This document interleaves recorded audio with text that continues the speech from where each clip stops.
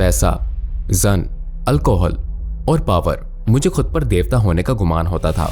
मैं समझता था कि मैं बाकी लोगों से बरतर हूँ। ऑनेस्टली मैं यही समझता था कि कोई मुझे टच नहीं कर सकता। मैं अपने आप को बहुत अहम समझता था। जैसे जैसे मैं बड़ा होता गया उतना ही पाता गया। मेरे पास दुनिया भर का पैसा जमा हो सकता था, मेरे आसपास दसियों औरतें मौजूद होती, मेरे पीछे पैसे का ढेर पड़ा होता, कुछ भी मुझे खुश नहीं कर सकता था। मेरी अस्तवाजी जिंदगी नाकाम थी। वो चाहती थी कि मैं क्लब न जाऊं और ड्रिंकिंग ना करूं और यही सब कुछ, लेकिन मैं फिर भी चाहता, मैं बाज ना आता। बहुत खुदगर्ज था। उसने मुझे छोड़ दिया, मैंने अपना बेटा खोया, मेरे वालिद भी गुजर गए, मैंने अपने वालिद को खोया, मैंने सब कुछ खो दिया। मैंने कहा अवेंजर्स 2 की मूवी अगले हफ्ते आ रही है। हमें मार्वल पसंद थी, उन्हें मार्वल भी पसंद थी। मुझे लगा जैसे उनको अपनी मौत का पता चल गया था, क्योंकि ऐसा लगा कि उन्होंने मुझे बताया। हाँ, ऐसा हुआ। मेरी जिंदगी एकदम बदल गई। जिस तरह मैं अपने वालिद के साथ रहता था, इन सब से गुजरने के बाद ये सब करना, आखिरकार मैं बेघर हो गया और चोरियां करने लगा। मेरे पास आइडिया और जॉब नहीं थी, मैं तरक्की नहीं कर सकता था। तो मतलब मैं बर्मिंघम में बिल्कुल बेघर था और मैंने अपना स्वेटर अपने सर पर लिपेट रखा था। शदीद जमा देने वाली सर्दी थी। मैंने एक ही स्वेटर को अपने पूरे जिस्म पर इस तरह से लिपेट रखा था और मैं कपकपा रहा था कि एक मोहसिन नामी आदमी मेरी तरफ आया। उसने मुझे फर्श पर पड़े देखा और पूछा क्या हुआ। मैंने कहा भाई प्लीज मुझे मेरे हाल पर छोड़ दो। मैंने कहा मुझे अकेला छोड़ दो, चलो आओ मेरे साथ रह लो। तो उस वक्त मैंने उससे पूछा क्यों, तुम ऐसा क्यों कर रहे हो। उसने जवाब दिया सिर्फ अल्लाह ताला के लिए। उसका जवाब था सिर्फ अल्लाह ताला के लिए। तो मेरी जिंदगी में ये पहला मौका था जब किसी ने दिल की गहराइयों से खुलूस के साथ मेरी मदद की, क्योंकि वो सिर्फ मेरा भला चाहते थे। मतलब मैं ही क्यों। मैं बहुत खुश था।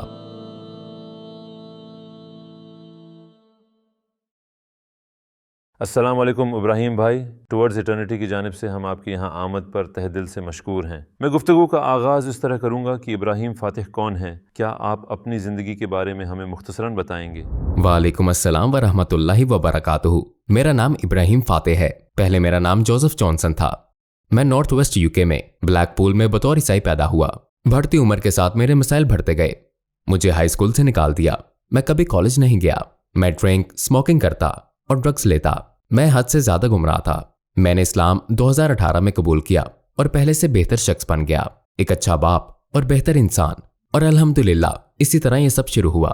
ईमान के हवाले से आपकी ज़िंदगी कैसी थी, आपके अकायद क्या थे। एक बच्चे के तौर पर मैं ईसाई था। मैं बैप्टाइज हुआ और मेरा होली कम्युनियन और कन्फर्मेशन हुई और मैं खुदा पर यकीन रखता था। हत्ता कि जब मैं बच्चा था तब भी खुदा पर यकीन रखता था, लेकिन जब मैं ईसाई था तो मुझ में खौफ खुदा मौजूद नहीं था। मैं खुदा पर यकीन रखता था, उसके नबियों पर भी, लेकिन बड़े होकर मुझे इस पर यकीन न रहा कि जीसस ही मसीह है। लिहाजा स्कूल के जमाने में भी मैं शको शुबा में रहा। हाई स्कूल में भी मेरा यही रवैया था कि एक कान से सुनकर दूसरे कान से निकाल दो। ईसाईयत में मुझे जिन चीजों की समझ नहीं आती थी वो ये थी कि जीसस खुदा है। मुझे इस पर यकीन न था। मैं ईसाईयत पर अपने लड़कपन से अमल पैरा था। हम इतवार को चर्च जाते। ईसाई सिर्फ इतवार को चर्च जाते हैं। वो सिर्फ अपने लिए हर इतवार को चर्च जाते हैं। मतलब आप वहां जाते हैं और फिर घर वापस आ जाते हैं। यानी ईसाईयत में इतना डिसिप्लिन नहीं है। बस हफ्ते में एक दफा इबादत के लिए जाओ और वापस चले जाओ। ज्यादातर लोग गुनाह करते हैं और फिर हर एक एंड में वहां जाते हैं, मतलब हर इतवार को। ज्यादातर लोग समझते हैं कि इस तरह वो उनके गुनाह माफ कर देता है, चाहे उन्होंने कुछ भी किया हो, और फिर वो जन्नत में जाएंगे। आपकी टीनेज की उम्र कैसी रही। मेरा टीनेज का दौरानिया बहुत मुश्किल था, क्योंकि मैं बड़ा हो रहा था और मैं समझता था कि बाहर घूमना, पार्टी करना, ड्रिंकिंग और लड़कियां, इस किस्म की चीजें मुझे खुशी देंगी। जब मैं 18 साल का हुआ तो मैंने भी पैसा, औरत, अल्कोहल और पावर जैसे रंग ढंग अपना लिए। मुझे खुद पर किसी देवता का गुमान होता था। मैं खुद को लोगों से बढ़तर समझता था। ऑनेस्टली मैं यही समझता था कि कोई मुझे टच भी नहीं कर सकता। मैं समझता था कि मैं बहुत अहम हूं और ये बहुत गलत बात थी। मुझे अपने माजी से वाकई नफरत है। मैं सोचता कि ये चीजें मुझे खुश रखेंगी, क्योंकि मैं खुश नहीं था। इस दुनिया में मुझे किसी ऐसी चीज से खुशी नहीं मिली। मैं कभी भी खुश नहीं हुआ। मेरे पास दुनिया भर का पैसा हो सकता था। मेरे आसपास दसियों औरतें मंडलाती। मेरे पीछे पैसे का ढेर पड़ा होता, लेकिन मैं खुश नहीं होता। मुझे कोई चीज खुशी ना देती थी। मैं कुछ भी कर लेता लेकिन खुशी ना मिलती। जैसे जैसे मैं बड़ा होता गया उतना ही पाता गया, और जितना कुछ मुझे मिलता गया मैं उतना ही नाखुश रहने लगा। मतलब मेरी हालत बदतर होती गई, क्योंकि मैं समझता कि अगर ये सब मुझे खुश नहीं कर सकता तो कुछ भी खुश नहीं कर सकता।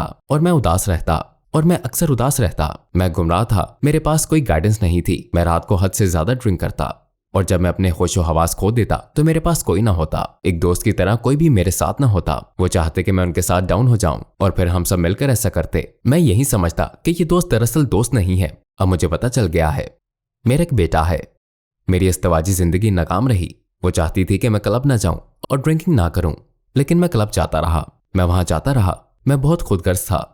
उसने मुझे छोड़ दिया। मैंने अपना बेटा भी खो दिया। मेरे वालिद भी गुजर गए। तो जब मैंने उन्हें भी खो दिया तो जैसे मैंने हर चीज खो दी, क्योंकि मेरी असल खुशी मेरे वालिद से और मेरे बेटे से जुड़ी हुई थी। और मैं ये समझता रहा कि खुशियों का ताल्लुक इन मादी चीजों से है। क्या आप इन लम्हात का जिक्र करेंगे जब आपने अपने वालिद को खोया? ये सब कैसे हुआ? टुवर्ड्स इटर्निटी को आपके ताउन की ज़रूरत है।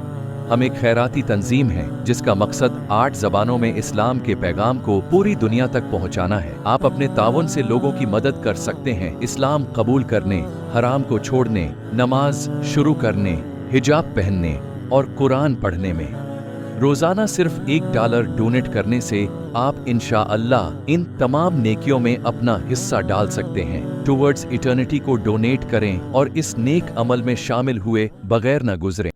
क्या आप इन लम्हात का जिक्र करेंगे जब आपने अपने वालिद को खोया? ये सब कैसे हुआ? जब मैं 20 साल का था तो मेरे वालिद का इंतकाल हो गया। मतलब उनकी मौत अचानक हुई। वो मेरे वाहिद बेहतरीन दोस्त थे।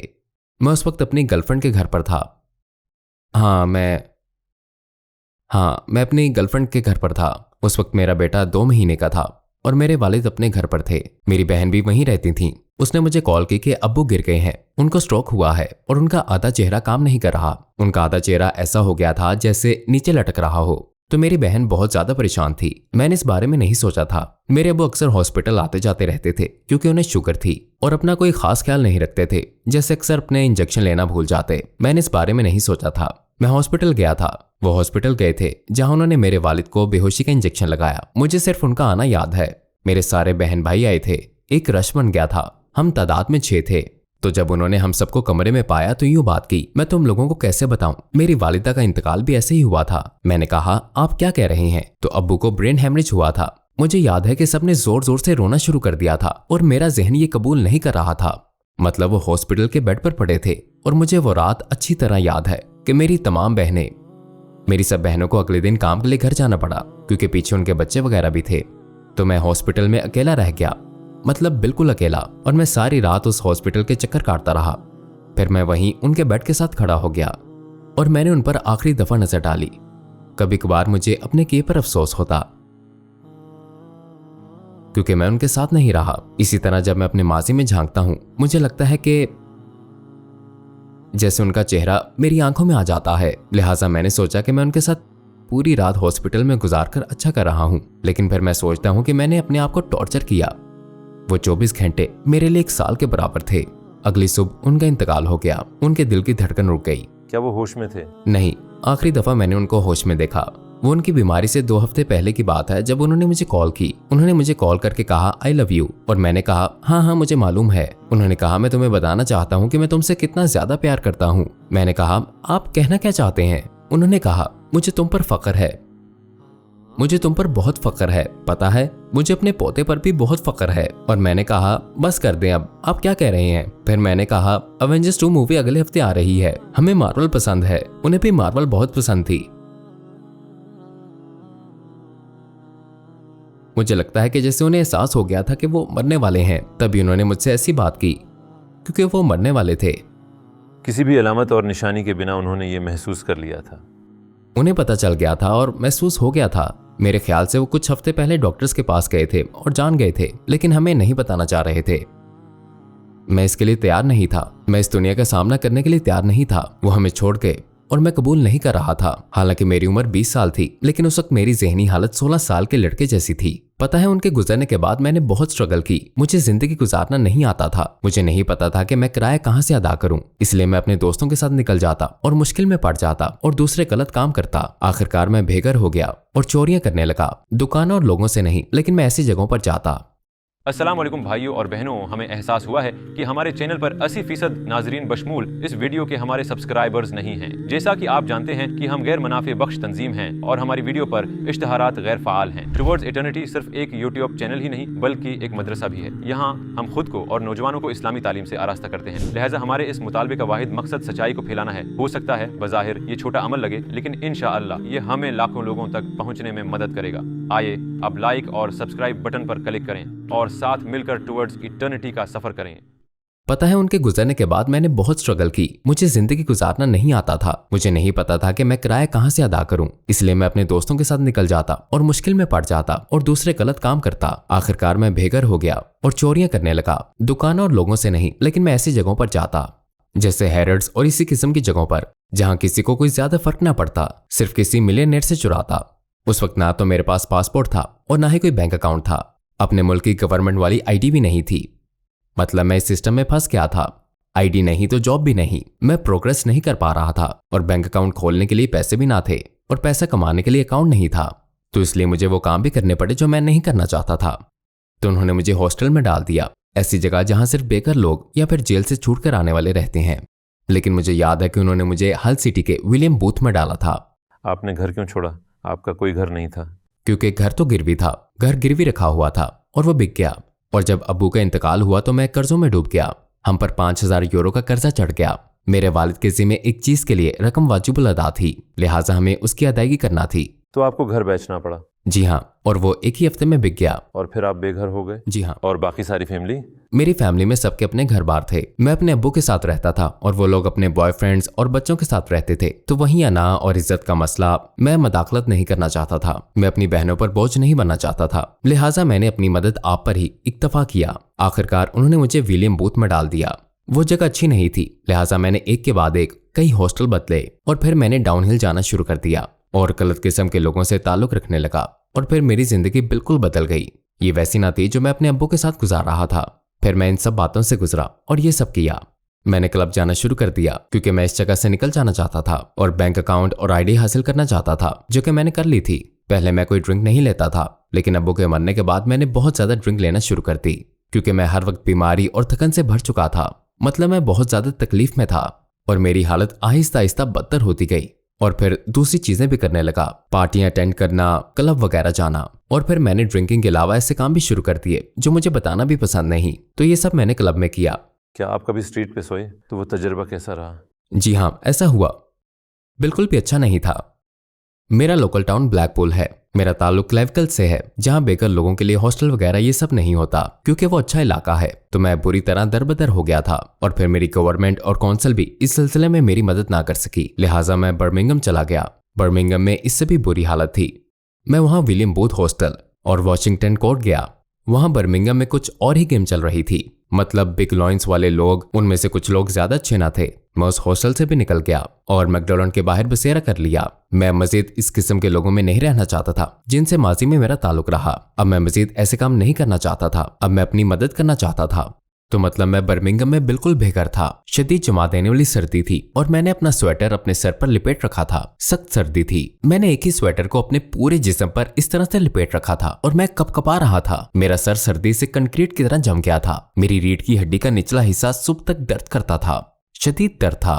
तो उस वक्त मैं बर्मिंघम में मैकडोनल्ड के बाहर था कि एक मोहसिन नामी आदमी मेरी तरफ आया। वो एक पाकिस्तानी मुसलमान था। उसने मुझे फर्श पर पड़े देखा और पूछा, क्या हुआ?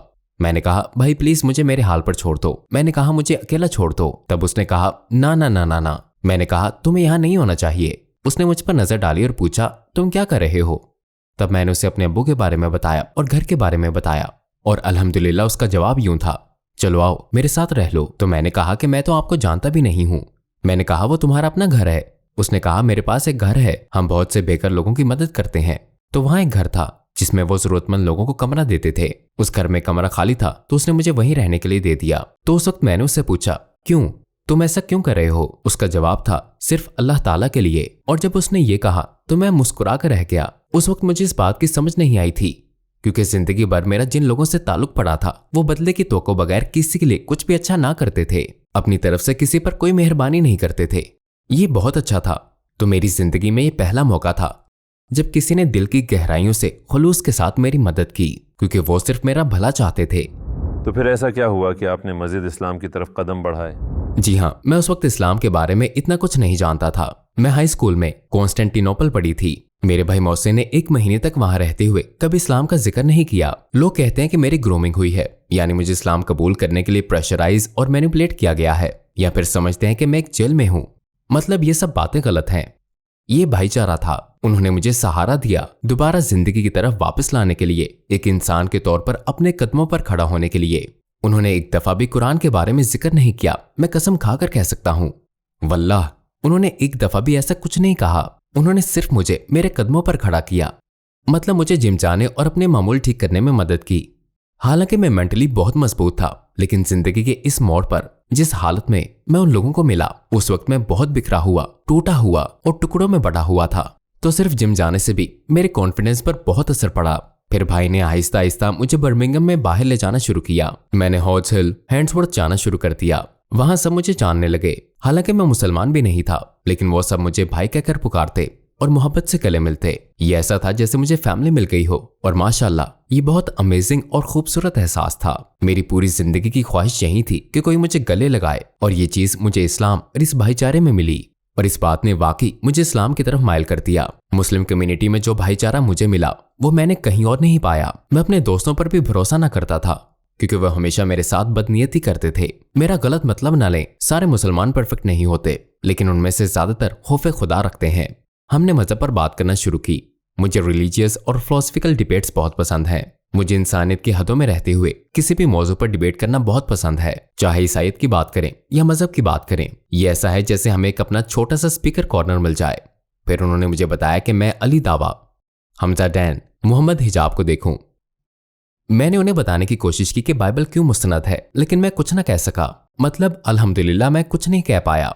आप जी हाँ, बाइबल का मैं दिफा मुत्तफिक करना हूं। चाहते थे? मैं दिफा तो नहीं कर रहा था, लेकिन जब मुझे लगा कि वो लोग कुरान मजीद को मुझ पर लागू करने की कोशिश कर रहे हैं, तो उस वक्त मैंने एक दिफाई किस्म का रवैया अपनाया। क्योंकि मैं उस वक्त भी ईसाई ही था, लेकिन मैं कुछ भी ना कह पाया और मैं बस उनकी हर बात से एग्री करता गया। इस्लाम से पहले मैं ये बात नहीं जानता था कि हम एक जैसे खुदा पर यकीन रखते हैं। मुझे नहीं पता था कि हमारे वो नबी जिन पर हम यकीन रखते हैं वो भी एक जैसे हैं। मैं वाकई यही समझता रहा कि वो लोग किसी और ही बात पर यकीन रखते हैं। और जब मैं दावा को देखना शुरू किया तो मुझे हर बात का मतलब समझ में आने लगा। जैसा कि आपको मालूम है कि माशाल्लाह ये बहुत खूबसूरत एहसास था कि हम जिन नबियों पर यकीन रखते हैं वो एक ही हैं। मुझे बहुत हैरत हुई और मैं शौक था कि ये बात सारी जिंदगी मुझसे कैसे छुपी रही। मैं कैसे ये बात ना जान पाया, और मेरी सारी जिंदगी झूठ थी। वल्लाह मुझसे सारी जिंदगी झूठ बोला गया। जैसे सोशल मीडिया पर प्रोपोगंडा वगैरह, दूसरे लोगों की बातें सुनना कि वो क्या कहते हैं। मैं तो बहुत लाइल्म था, मुझे मिसगाइड किया गया। फिर मैंने अपना माइंडसेट बनाना शुरू कर दिया, और फिर मैंने एक वजह से, वाहिद इसी वजह से कुरान में सच्चाई को पा लिया। ये वो मकाम था कि जहां मैंने जान लिया कि सच्चाई कुरान में है, जहां मैं कह सकता था कि ठीक है यही मुस्तनद किताब है, यही सच्चाई है। कुरान मजीद हिफ्ज करना, अगर कोई भी कुरान मजीद में तहरीफ की कोशिश करता है तो मुसलमानों को पता चल जाता है। अगर आप किसी ईसाई से बाइबल का एक सफ़ा पढ़ने का कहें तो वो ऐसा नहीं कर पाएंगे। तो ऐसी मोहब्बत और जज्बे के साथ कलाम इलाही के सच्चे प्रोटेक्टर्स यही हाफिज़े कुरान है। और पर्सनली मेरे लिए ये हाफिज ही था जिसने ये साबित किया कि उन लोगों के दिलों में इस कलाम के लिए, किताब के लिए कितनी मोहब्बत है। वो इसको हिफ्ज करेंगे और अपनी जिंदगी इसके लिए वक्फ कर देंगे। और मेरे लिए ये बात एक बहुत बड़ी सनद थी। मैंने दूसरे भाइयों से मिलना शुरू किया और दावा देखना शुरू किया। फिर मैं सीखने के लिए जाने लगा। मस्जिद में नमाज सीखने और पढ़ने के लिए गया। ये मेरे मुसलमान होने से पहले की बात है। मैं ये तजर्बा करना चाहता था। मेरा मतलब है कि मैं वाकई इंटरेस्टेड था। आपको मस्जिद में जाने के लिए मुसलमान होने की जरूरत नहीं है। हर कोई वेलकम करता है। अगर आप ईसाई भी हों, सबको अंदर जाने की इजाजत है, कोई मसला नहीं, अल्हम्दुलिल्लाह। मैं सिर्फ जाकर देखना चाहता था। जब मैं पहली दफा मस्जिद गया तो मैं बहुत नर्वस और खौफजदा था। मैं इसलिए नर्वस था क्योंकि मैं डर रहा था कि ये लोग मुझे कबूल नहीं करेंगे। जब मैं अंदर गया तो सब लोग मेरी तरफ आए, मुझसे गले मिले और मेरी पेशानी चूमी। उन्होंने मुझे गले लगाया और कहा सलाम।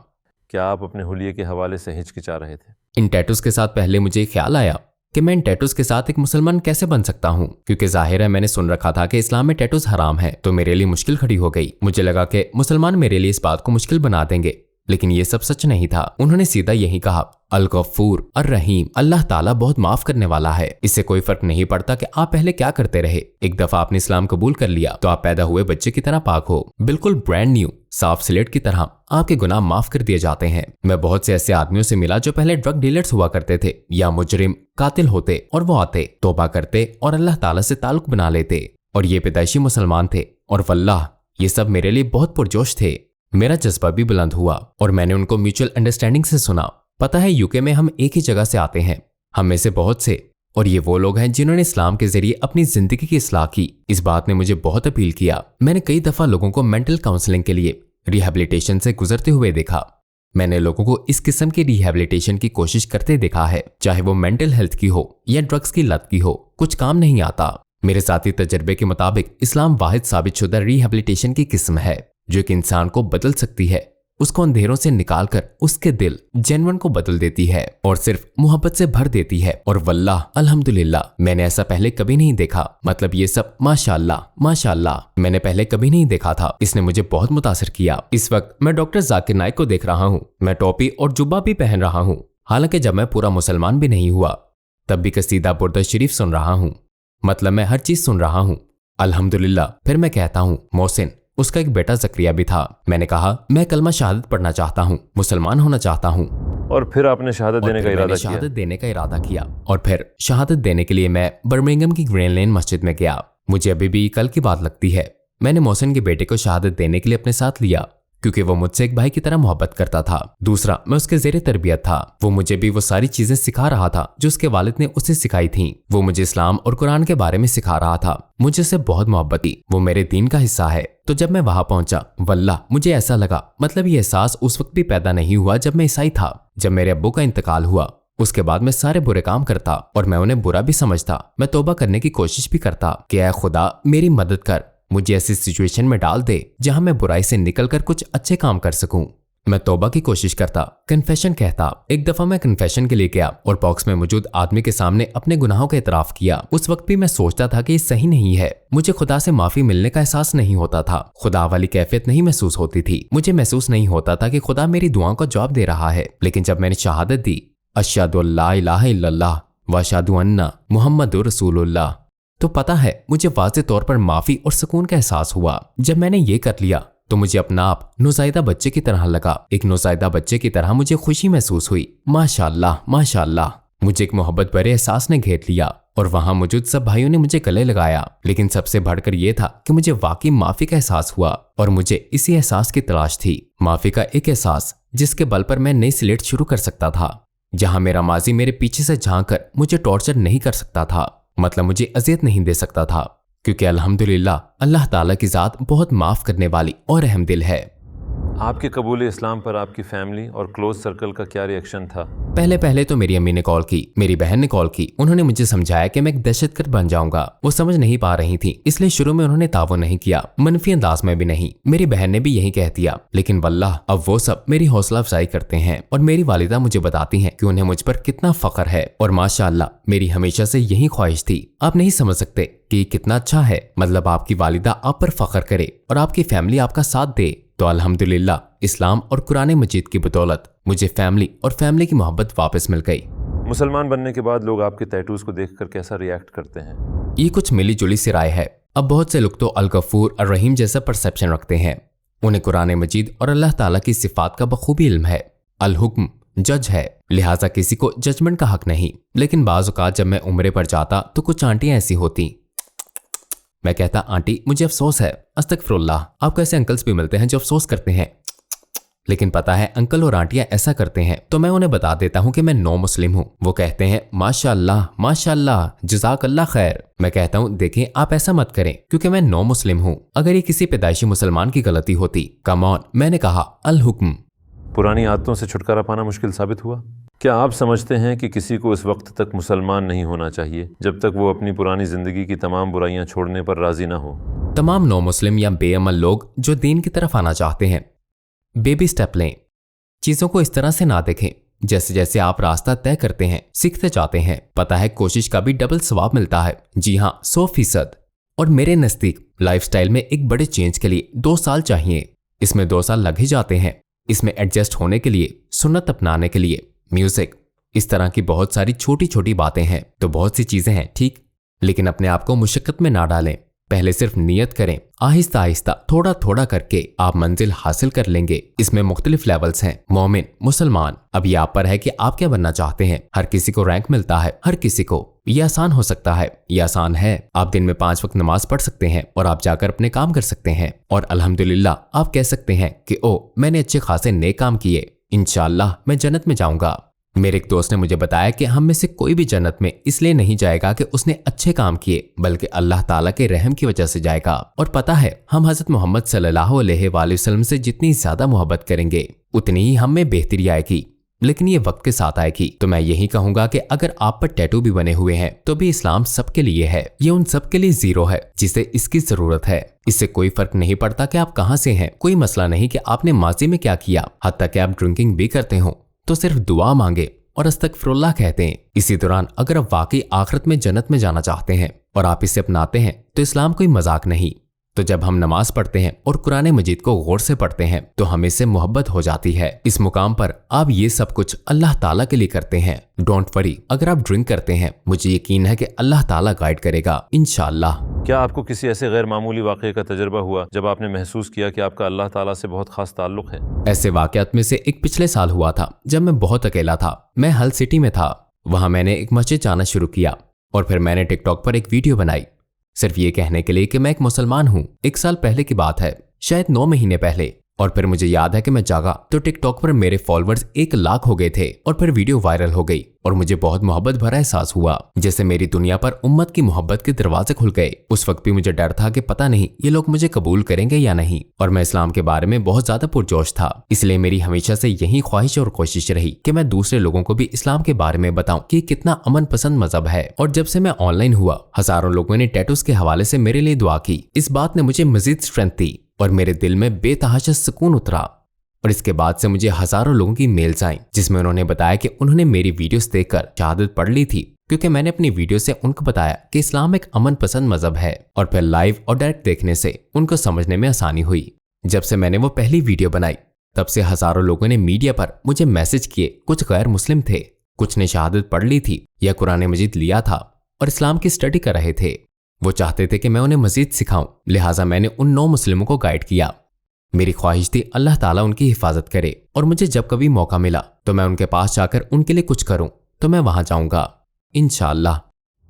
आप कई दफ़ा उम्रे पर गए, लेकिन जब आप पहली दफ़ा उम्रे पर गए तो आपको किस चीज़ ने सबसे ज़्यादा मुतासिर किया और क्यों? जब मैं मस्जिदुल हराम गया तो मैं वहां हर मुल्क से, हर नस्ल और हर रंग के बहुत सारे लोगों को एक जगह पाया। मैं जानता था कि यही जवाब है। लोग अल्लाह ताला के लिए ज़ियारत करने आए थे। वेटिकन की तरह नहीं, जहां लोग सिर्फ पॉप को देखने आते हैं, वो सिर्फ अल्लाह ताला के लिए वहां आए थे। ये सच्चे मुत्तकी मुसलमान थे। यही नस्ली तासुब का जवाब और उसका हल था। ये दुनिया का अमन है और मेरे लिए वो लम्हा बहुत बड़ा था। इस्लाम हर चीज का इलाज है, ये हर मसले का हल है, ये जिंदगी में गाइड की तरह है, ये ज़ाब्ता हयात है। मुझे अपना भाई अनस याद है, मैं उससे मोहब्बत करता हूँ। वो दागिस्तान से है। उसने मुझे स्विस होटल मक्का से कॉल की और कॉल करके मुझे काबा दिखाया। ये काबा है और मैंने आपके लिए दुआ की है। मैं आपके लिए उम्रा अदा करने जा रहा हूँ। मुझे याद है कि वो मुझे मदीने ले गया। इस तरह हमने हिजरत दोहराई। हम मस्जिद नबवी गए, लेकिन हमने मदीने में नियत की और सारे रास्ते ड्राइव किया। सिर्फ वो कार का सफर मैं कभी नहीं भूल सकता। उन तमाम जगहों पर जाना, उन तमाम मकामात पर रुकना और सब कुछ जिसके बारे में हमने बात की, और मुझे बताना कि किस तरह दुआएं पढ़नी है। तो मतलब ये सब कुछ बहुत स्पेशल था, क्योंकि पहली दफा था। मुझे महसूस हुआ कि मैं ही क्यों, मैं बहुत खुश था।